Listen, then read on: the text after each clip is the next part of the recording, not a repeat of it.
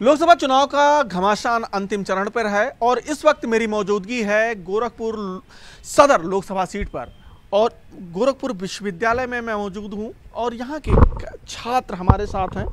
युवा क्या सोचता है इस बार मतदान को लेकर, क्या है उसके मन में, उन्हीं से जानेंगे। तो इस बार 1 जून को मतदान है, क्या है मन में? मन में ये है कि वोट उसी को देना है जो छात्रों के जनहित में कार्य करे।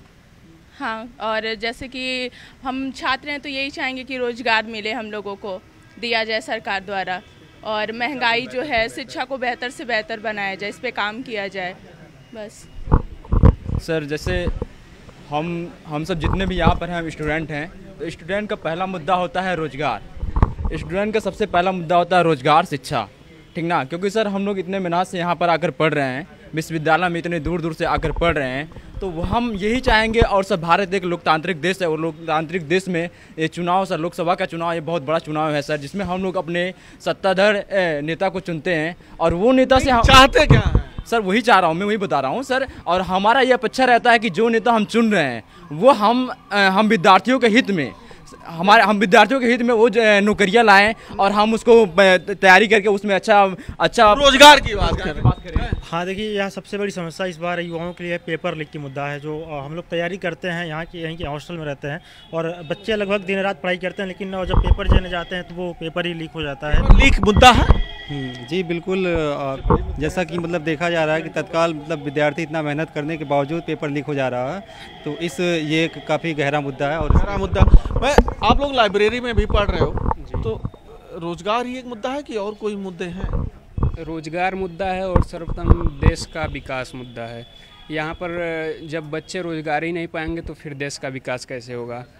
बस राशन दे के लोग और ये छोटी मोटी योजनाएं दे के बच्चों को और उनके गार्जियन को वो कर रहे हैं, शिक्षा से दूर किया जा रहा है शिक्षा से। देखिए, हालांकि मैं राजनीतिक क्षेत्र में इतना सक्रिय नहीं हूँ, मैं आता हूँ बिहार से। बिहार में यूनिवर्सिटी का हाल आप देख ही रहे हैं, जिसके चलते हमको यहाँ पे आने की ज़रूरत पड़ी है।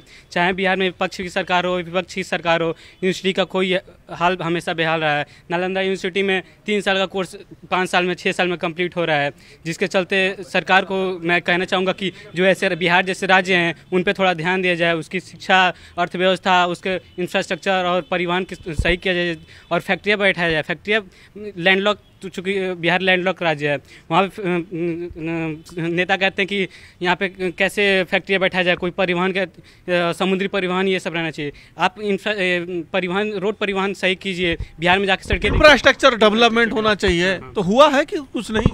अभी तो नहीं हुआ, नहीं तो आप देखते ही रोजगार तो मिलता है। आना पड़ा। जी सर, हम रोजगार वोट उसी को देना चाहते हैं जो हमारे भविष्य के बारे में काम करे, न कि हमें राशन दे। राशन देने से थोड़ी हमारे पेट भर सकता है, हमें आजीविका चल सकती है, उससे थोड़ी पेट। रोजगार के बारे में ध्यान दें। जिस प्रकार से चुनाव आ जाने पर भर्तियां निकाल दी जाती हैं, पिछले साल 2019 में रेलवे की भर्तियां निकाल दी गई, उसके 5 साल में पूरा हुई। रोजगार ही मुद्दा है कि कुछ और मुद्दा है? पहले तो रोज़गार का मुद्दा हम लोग के लिए ज़्यादा है, क्योंकि हम लोग एक स्टूडेंट है। स्टूडेंट के लिए रोज़गार ही सबसे ज़्यादा इंपॉर्टेंट होता है। इस समय जितने भी अगर एग्ज़ाम हो रही है, अच्छा एग्ज़ाम तो पहले हो ही नहीं रही है, एग्ज़ाम हो रही है कब हो रही है? जब चुनाव नज़दीक आ रहा है तब वो लोग फॉर्म दे रहे हैं, और उसके बाद से अगर एग्ज़ाम हो भी जा रही है तो पहले लीक के सिस्टम कर दे रहे हैं। ऐसा? जी सर बिल्कुल। समस्या यही है, बहुत समस्या सर हमारे देश के लिए। हाँ, देश का भविष्य सर विद्यार्थियों से ही बनता है, क्योंकि हमारे देश में 18% GST लग चुका है शिक्षा पर। हाँ, ये बहुत बड़ी समस्या है। शिक्षा पे भी GST है? जी सर इतना बड़ा संस्था है रेलवे, उसमें RPF का वैकेंसी 4000 समथिंग आ रहा है। बताइए कैसे इतने बच्चे हैं, फॉर्म उतना ज़्यादा पड़ रहा है।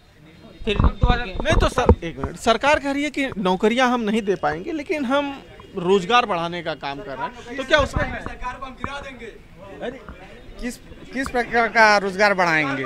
प्राइवेटाइजेशन करना चाहते हैं। ये सरकार से हम लोग चाहते हैं कि सरकारी नौकरियां बन रहे हैं। जैसे ये अब 4 साल का कर दिए हैं, 4 साल में कौन लड़का 23 साल के बाद वो क्या करेगा? ये होता है। तो क्या रोजगार की तरफ कोई काम हुआ है कि नहीं? सर फिलहाल देखा जाए तो अभी तो कोई काम नहीं हुआ, क्योंकि जितने भी रोजगार के लिए जैसे वैकेंसियाँ आई उनके पेपर लगातार लीक होते जा रहे हैं। तो पेपर लीक ही एक मुद्दा है कि और कोई मुद्दा भी है भाई? क्यों भाई? पेपर लीक मुद्दा तो है, मतलब फिलहाल पेपर लीक मुद्दा है, पर जो है सही चल रहा है। मतलब जो हमारे 2014 से पहले देश का विकास था उससे तो सही हुआ है। सारी चीज़ों में बढ़िया है, सरकार बढ़िया काम कर रही है और मोदी सरकार ही आने वाली है और वही आएगी। क्या बताया जाए, देखिए ये युवा रोजगार इतने दिनों से जो पढ़ाई कर रहे हैं, अगर मान लीजिए मैं विगत 13-14 साल से पढ़ाई कर रहा हूँ और मुझे रोजगार नहीं मिलेगा तो फिर इस जिंदगी का क्या है। सरकार बताओ डेवलपमेंट हुआ है कि नहीं? डेवलपमेंट हुआ है, लेकिन ये शिक्षा और रोजगार में नहीं हुआ है ना। रोजगार में जो हमारी मूलभूत जरूरतें हैं उनमें तो होना चाहिए। हम पढ़ लिख किस लिए रहे हैं? रोजगार सिर्फ सरकार सबको सरकारी नौकरियां नहीं दे सकती, ये तो आपको मानना पड़ेगा। इसके लिए वो सरकार ऐसी स्किल सबको सिखाए, युवाओं को प्राइवेट संस्थाएं खोले। तो क्या उसमें काम हुआ है कि नहीं? स्किल डेवलपमेंट पे काम हो रहा है कि नहीं? हमको तो नहीं लग रहा है कुछ। अरे भाई आप एक आरपीएफ लेके बैठ गए, स्किल डेवलपमेंट पे काम हुआ कि नहीं? जब से मौजूदा सरकार यहाँ बनी है तब से इस विश्वविद्यालय में छात्र नेता का चुनाव नहीं होता है। सबसे बड़ी समस्या तो ये एक विश्वविद्यालय में एक बड़ी समस्या है। ये बताइए, तो छात्र राजनीति बंद है, इस पे भी इनको दर्द है।